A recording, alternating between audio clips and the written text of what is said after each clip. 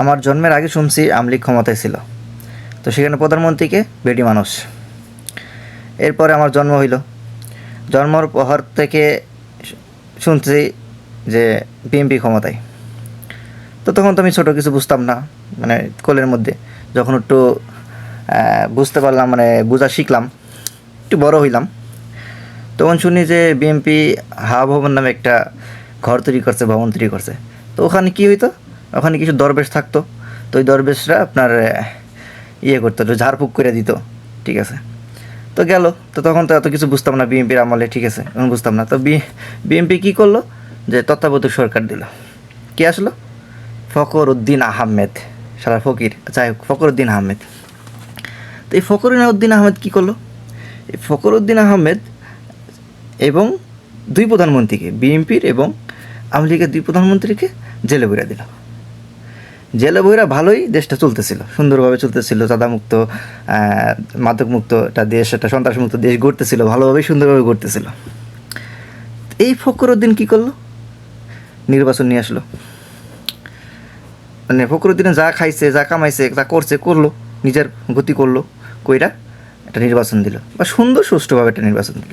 তো এই নির্বাচনে কে আসলো? আওয়ামী লীগ ক্ষমতা আসলো। সেখানে কে প্রধানমন্ত্রীকে? বেডি মানুষ। তো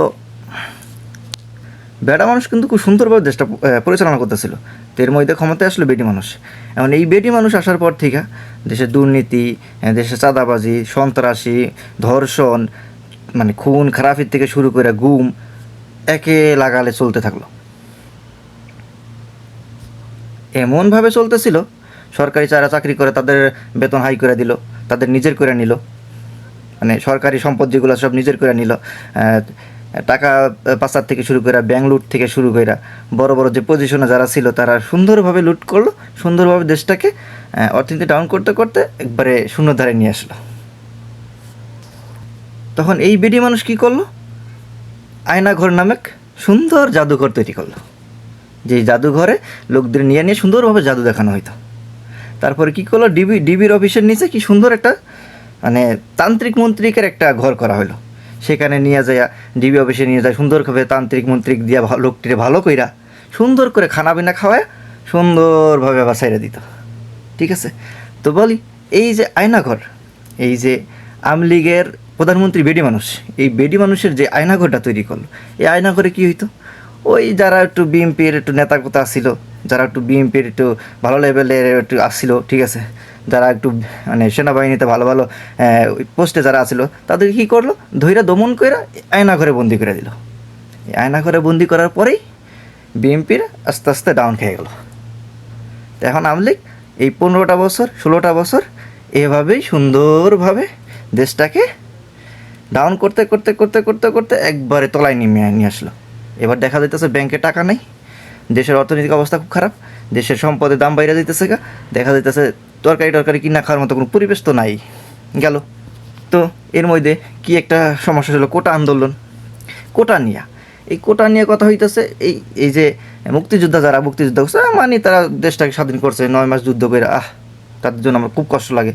তারা দেশটা মানে স্বাধীন করছে, তাদের জন্য আমার কষ্ট লাগে। যারা দেশ স্বাধীন করে মইরা গেছে বা দেশ স্বাধীন করে এখন দেশ আছে, তাদের জন্য কষ্ট লাগে। তাদের ছেলেমেয়েদের জন্য কেন কষ্ট লাগবে আমার? তারা ছেলেমেয়ে কেন কোটা পাইবে, বা তাদের নাতিপুতি কেন কোটা পাইবে?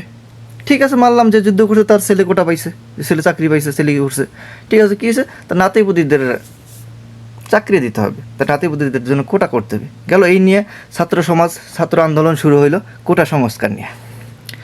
এবার এই কোটা সংস্কার আন্দোলন নিয়ে কী হইল, শেখ হাসিনা ভাবছিল, এই এই আওয়ামী লীগের প্রধানমন্ত্রী বেডি মানুষ ভাবছিল যে দুই একটা হতাই দেবো, ডাইরেক্ট গুলি করে দু একটা মারা দেবো, মারার পরে এই পোলাপাইন, এই ছাত্র পোলাপাইন ভয়তে গোটাইয়া যাব।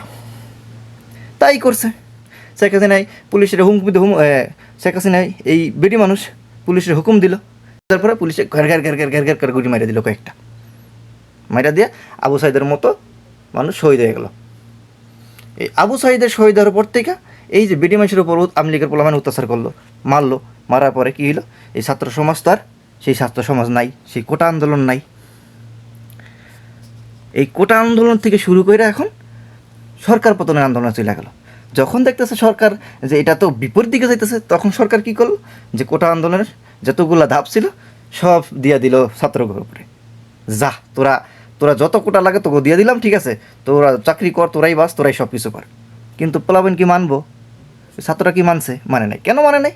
এই যে রক্তগুলো ঝরাইছে, এই বেডি মানুষ, এই প্রধানমন্ত্রী, এই বেডি প্রধানমন্ত্রী এই যে গুলি করে লোকটিরে মারলো, এই যে ছাত্রদের গুলি করে মারলো, তা তারা তো এই জিনিসটা মানবো না, এমন মানে নাই। কী হইলো পরবর্তীতে? এই কোটা আন্দোলন থেকে শুরু করে সরকার পতন আন্দোলনে গেল। ধীরে ধীরে ধীরে ধীরে যখন গণভবন এবং সংসদ ভবনে যখন একটা প্ল্যান করলো ছাত্র সমাজ, তখনই শেখ হাসিনা বুঝতে ফেলছে যে ভাব তো ভালো না, আমার তো অবস্থা কিরাসিন। যেদিনই গণভবন অ্যাটাক করলো, যেদিনই সংসদ ভবন অ্যাটাক করলো, শেখ হাসিনা তার সেনা পোত করে পালা ইন্ডিয়া চলে গেল। কার কাছে গেছে? মোদির কাছে গেছে। আহা, দুঃখে পাচ্ছি না, মুখদার ভাষা বেরোইতেছে না, যাক, খারাপ ভাষা আমি কখনই ব্যবহার করি না। গেল মোদির কাছে। এখন এই শেখ হাসিনা বিভিন্ন দেশে যাওয়ার জন্য কত রকমের প্ল্যান, কত রকম কী করলো, কিন্তু কোনো কিছু হইল না, সব দেশই তার ভিসা বাতিল করে দিল। তো এখন এই শেখ হাসিনা ইন্ডিয়ায় পড়ে গেলো। আর এখান থেকে কী হলো, যারা আমলিগ করছে, আমলিগের যে নেতা গোতা, তাদের ফেলায় চলে গেছে। এর এখন কী করবে? এখন কেউ লুটকে যায়, পলাইতেছে, কেউ ওদের যেতেছে, কেউ ওদিকে যেতেছে, কেউ আগে ভাইগে গেছে। যারা আগে ভাইগে গেছে তারা তো বেঁচে গেছে, আর বর্তমানে যারা রয়ে গেছে, যারা ভাগতে চেষ্টা করতেছে, তারা যেইভাবে ধরা খাইতেছে, আল্লাহ, এই যে বিলে 2 দিন আগে ধরা খাইছে, ইস, আনিসুর রহমান না কি জানি বলে, আগে বিলে দিছে। যাই হোক, তো এখন কি হইল? লাস্টে বিএমপির বেডি মানুষও গেল, আমলিগ আইলো, আমলিগের বেডি মানুষও গেল। এখন কে এলো?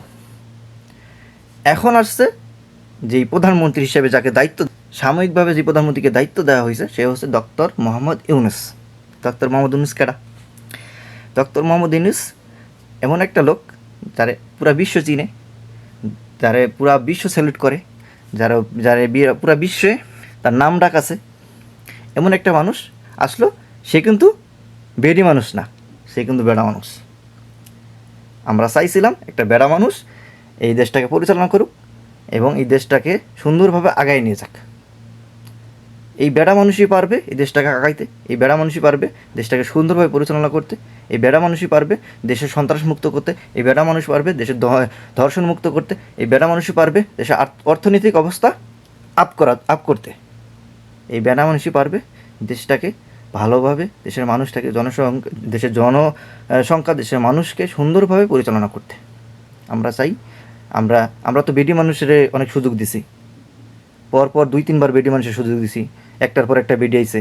আমলিগের সময় বেডি আইছে, বিএমপির সময় বেডি আইছে, ফের আবার আমলিগ আইছে বেডি মানুষ। এখন আমরা একটা বেড়া মানুষের সুযোগ দিই, সমস্যা কি? আমরা একটা বেড়া মানুষের মাইনা নিই, আমরা সমস্যা কি? একটা বেড়া মানুষের সুযোগটা দেখি, ডক্টর ইউনুসকে আমরা সুযোগ দিই, 5-6 বছর সুযোগ দিই, দেখি দেশটাকে সে কিছু করতে পারে কিনা। কারণ যেই সরকারই আসুক বর্তমানে, সেই সরকারের মাথায় এই জিনিসটা থাকবে যে ছাত্র আন্দোলন, ছাত্র আন্দোলন, ছাত্র আন্দোলন। ছাত্র আন্দোলন কী জিনিস?